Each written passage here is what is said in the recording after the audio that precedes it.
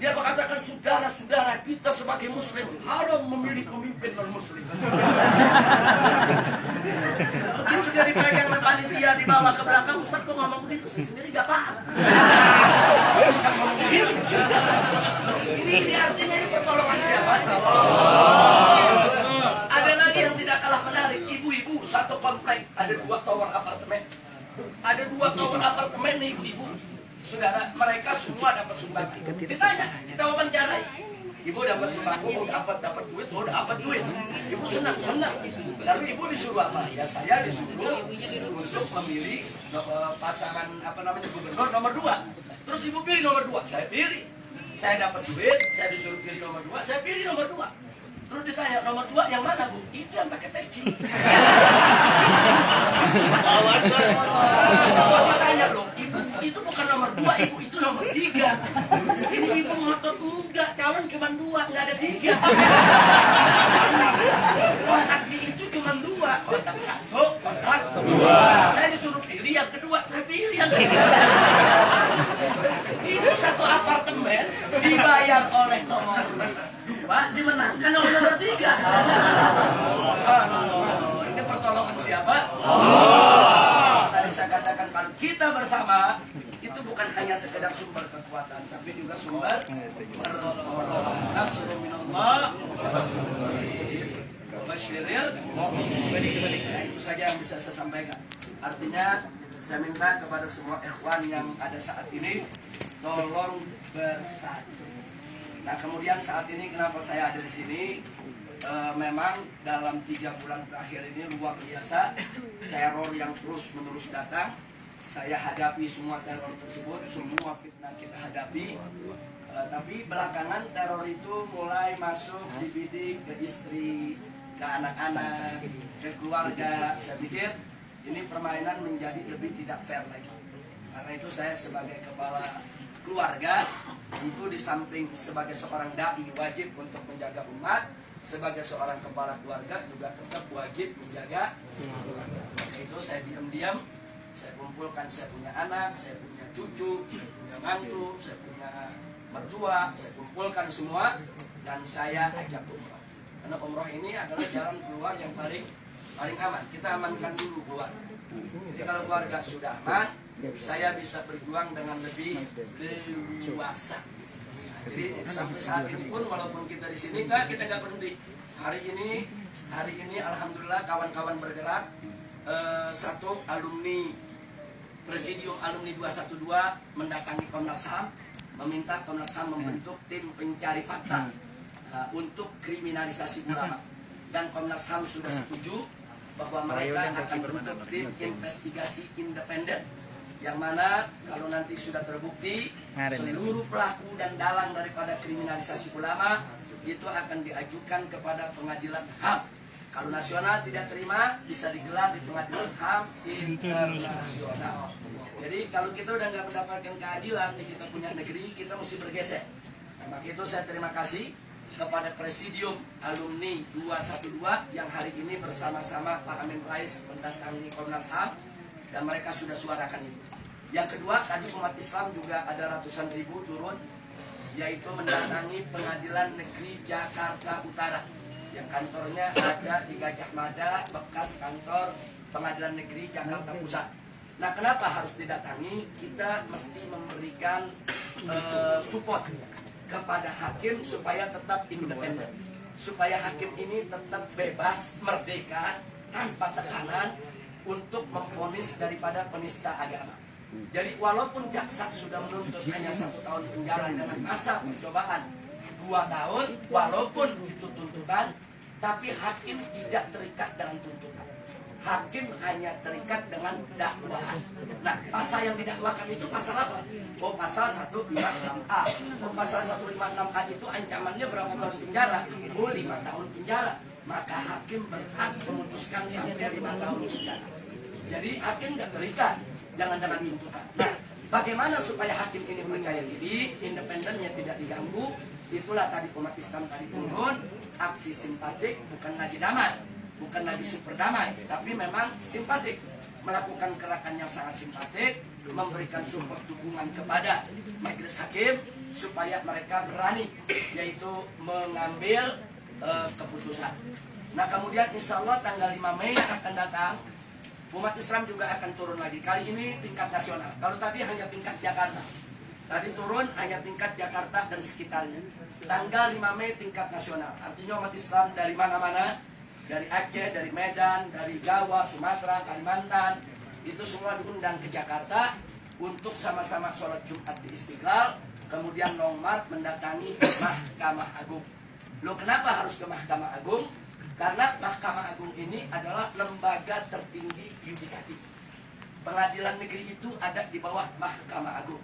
Sehingga kita mendatangi Mahkamah Agung untuk meminta jaminan dari Mahkamah Agung agar Mahkamah Agung bisa menjaga majelis hakim yang ada di bawahnya untuk tidak diintervensi oleh siapapun.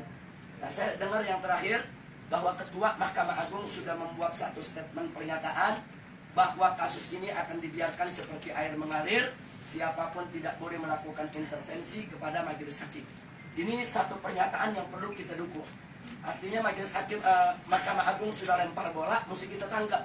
Nah karena itu nanti tanggal 5 kita harapkan ratusan ribu atau mungkin jutaan umat Islam turun rame-rame ke Mahkamah Agung dalam bentuk aksi simpatik. Bukan lagi damai, tapi harus simpatik. Nah seperti tadi, walaupun ratusan ribu turun, tapi jalan dibikin nggak macet, jalan tetap diberikan jalan untuk umum. Itu namanya aksi simpatik. Jadi jangan ada masyarakat yang terganggu dan seterusnya.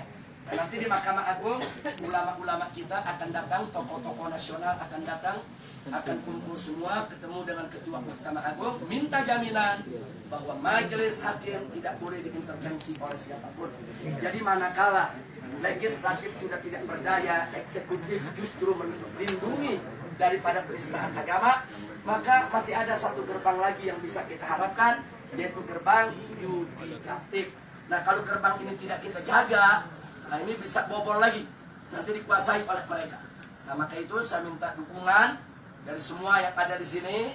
Anda bisa memberikan dukungan itu lewat medsos, lewat internet, lewat dunia maya, gerakan umat di mana-mana untuk bisa mensukseskan daripada acara tersebut.